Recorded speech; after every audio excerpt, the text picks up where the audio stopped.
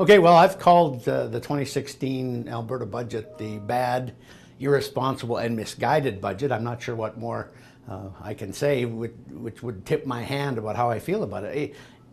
The first thing that jumps out, I think, in this budget is that there's a $10.4 billion deficit this year. There's a $10.1 billion deficit next year, and there's an $8.4 billion budget 2 years from now. So the NDP have, without saying so, given up all pretext that they're going to ever balance this budget during their first term. And you remember during the election they said that they were going to balance it in about 2 years. And then they said, oops, sorry, we miscalculated the dates. We actually meant in 3 years. And then right after they got in, they said, hey, things are a whole lot worse than the Tories were letting on, so it's going to be 4 years, but we will get it balanced in 4 years. Well, this is out, that's out the window now. There's absolutely no chance they're going to come in with a balanced budget before the next election in 2019.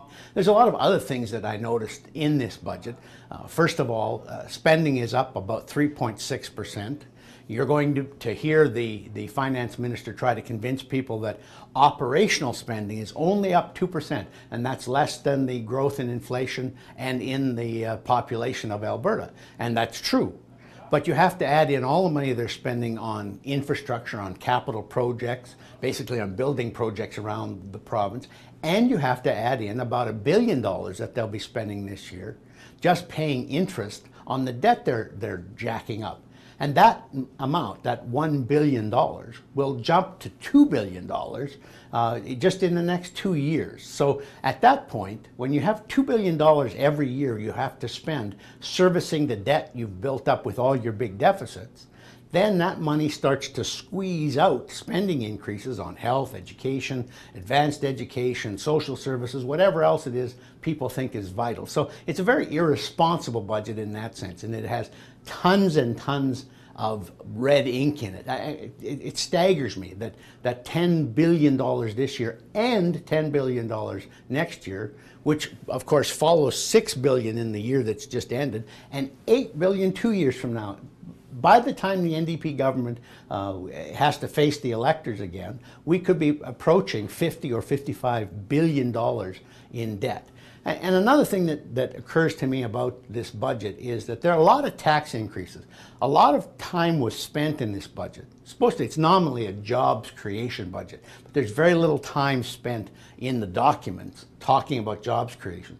Over 2 years, there's only $250 million out of $105 billion of spending that's earmarked for job creation. But what does jump out is there's effort after effort after effort in the budget documents to explain to Albertans that there's lots and lots of room left for taxes before Alberta gets to the point where it's taxed as much as the second lowest taxed province, which is Saskatchewan. That to me makes no difference whatsoever, because people are taxed where they live. They're not taxed where somebody else lives.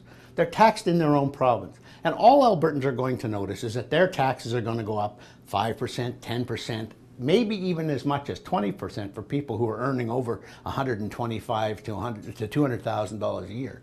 They're going to go up 15 to 20% in that income category, and that's what's going to bother people. That, more than anything else, is going to slow down consumer spending. It's going to slow down investment in the oil patch, and it's going to encourage people to move away and discourage high-income individuals from moving into Alberta. And so that I think is a huge problem. And the last thing that I think really jumps out in this budget is that while most departments, there's 21 different departments that have budgets within the larger budget, 14 of them are getting increases this year, 6 are getting decreases, mostly fairly small decreases, and 1, the cabinet office, is staying at exactly the same level.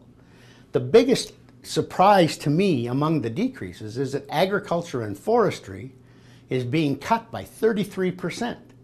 And this to me is consistent with the attitude that the NDP government showed last Christmas time with Bill 6, where they tried to regulate farm work.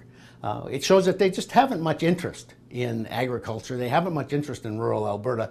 And even if they do have some interest, they don't have a whole lot of understanding. So as I said, I think it's bad, it's irresponsible, and it's a misguided budget.